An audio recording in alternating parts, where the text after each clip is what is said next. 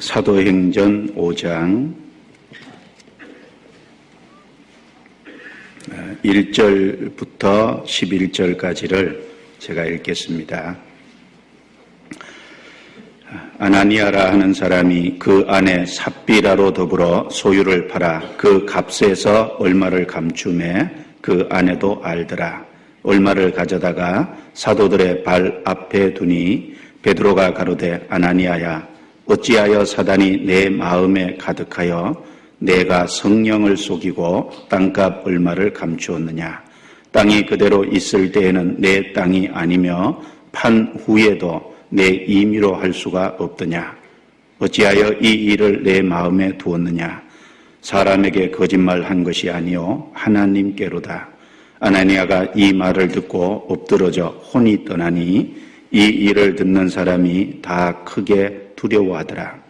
젊은 사람들이 일어나 시신을 싸서 메고 나가 장사하니라. 3시간쯤 지나 그 아내가 그 생긴 일을 알지 못하고 들어오니 베드로가 가로되 그 땅 판값이 이것뿐이냐 내게 말하라 하니 가로되 예 이뿐이로라. 베드로가 가로되 너희가 어찌 함께 깨하여 주의 영을 시험하려 하느냐. 보라 내 남편을 장사하고 오는 사람들의 발이 문 앞에 이르렀으니 또 너를 메어 내가리라 한데 곧 베드로의 발 앞에 엎드러져 혼이 떠나는지라. 젊은 사람들이 들어와 죽은 것을 보고 메어다가 그 남편 곁에 장사하니 온 교회와 이 일을 듣는 사람들이 다 크게 두려워하니라. 거기까지입니다.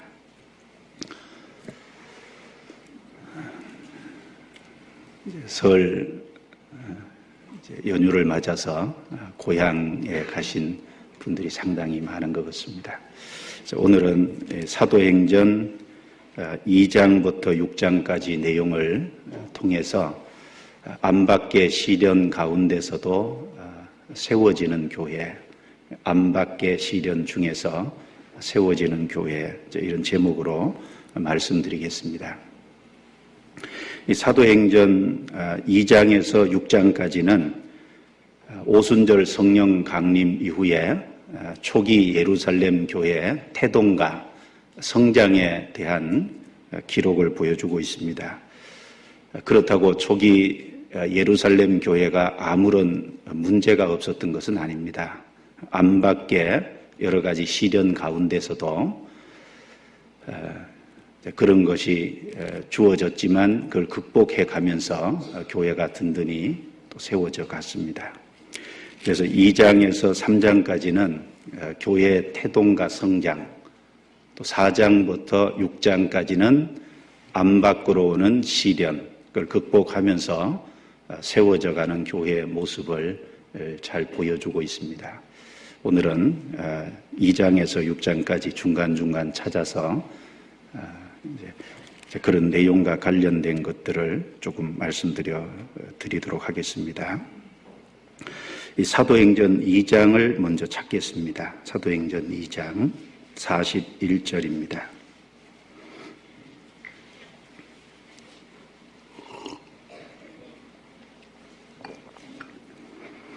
(41절) 제가 읽겠습니다. 그 말을 받는 사람들은 세례를 받음에 이 날의 제자의 수가 3,000이나 더하더라. 저희가 사도의 가르침을 받아 서로 교제하며 떡을 떼며 기도하기를 전혀 힘쓰니라. 44절부터 47절은 같이 읽습니다.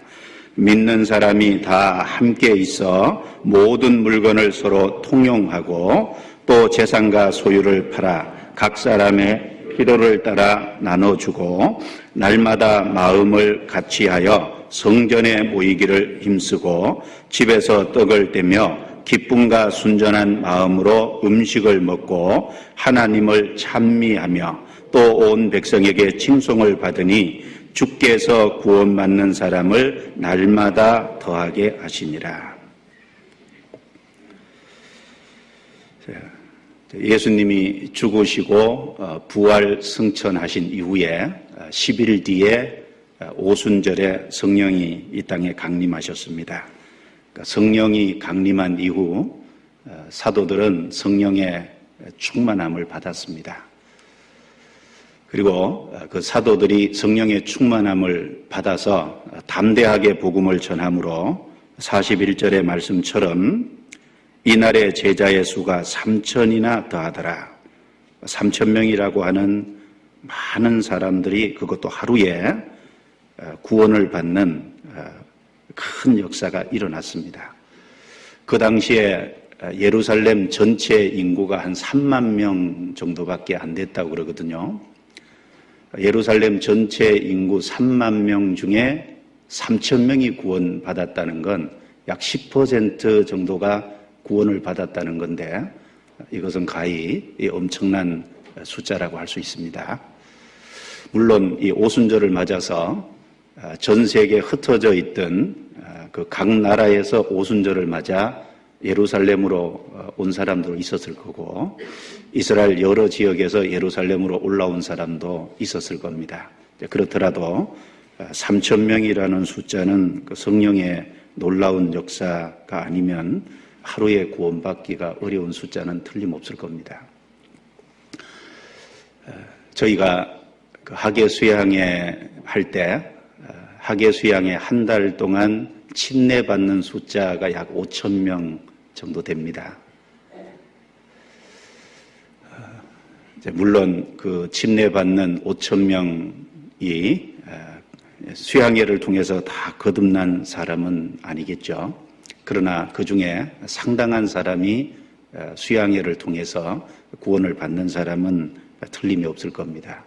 그런 걸 생각하면 하나님께서 저희 가운데 역사해 주시는 능력도 놀라운 역사라고 밖에 할 수 없을 겁니다. 이 초대교회 3,000명이나 하루에 구원을 받고 초대교회가 무엇을 힘썼는지가 힘쓴 내용이 42절에 나와 있습니다. 42절을 같이 읽어보겠습니다. 저희가 사도의 가르침을 받아 서로 교제하며 떡을 떼며 기도하기를 전혀 힘쓰니라. 언론 읽으면은 우리말 번역에는 기도하는 것만 힘썼다 이렇게 읽을 수 있고 또 사도의 가르침이 원인이 돼서 서로 교제하며 떡을 떼며 기도하기를 전혀 힘썼다 또 이렇게 읽힐 수도 있습니다. 그런데 원래 원문에 보면은 원인과 결과를 말한 것보다는 이 네 가지를 동시에 힘썼다는 것으로 기록이 되어 있습니다. 사도의 가르침을 받는 것에 힘썼고 또 서로 교제하며 떡을 떼는 것에 힘썼고 또 기도하는 것에 전혀 힘쓰니라. 그 모든 것을 동시에 힘썼다는 그런 말씀입니다. 초대교회가 힘쓴 내용은 첫 번째, 사도의 가르침을 받는 것에 힘썼습니다. 초대교회는 말씀의 공급이 있었고 초대교회 구원받은 성도들은 그 사도들을 통해서 하나님께서 교회 일꾼들을 통해서 자신들에게 공급해 주는 그 말씀을 배우는 것에 힘썼다는 걸 알 수 있습니다. 교회의 특징은 하나님의 말씀에 공급이 있고 그리고 그 말씀을 배우는 것에 힘쓰는 것이 첫 번째 교회의 특징이라고 할 수 있겠습니다. 물론 사도와 선지자 시대는 지나갔습니다. 에베소서 4장 11절 12절 말씀에 보면 그가 혹은 사도로 혹은 선지자로 혹은 목사와 복음 전하는 자와 목사와 교사로 주셨으니 이는 성도를 온전케 하며 봉사의 일을 하게 하며 그리스도의 몸을 세우려 하심이라 라는 말씀이 나옵니다. 성도를 온전케 하는 방법이 뭐냐 하면은 하나님께서 사역자들을 세워서 말씀을 공급해 주심으로 그 공급하는 말씀으로 성도를 온전케 든든하게 세우는 일을 하십니다. 사도와 선지자 시대는 지나갔지만 복음 전하는 자, 목사, 교사 그건 같이 하는 일이죠.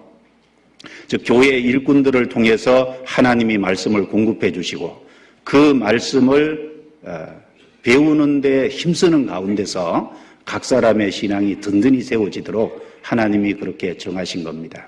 그래서 이 초대교회의 첫 번째 특징은 말씀의 가르침을 받았다는 말씀처럼 말씀의 공급과 또 그 말씀을 배우는 것에 힘썼다는 겁니다.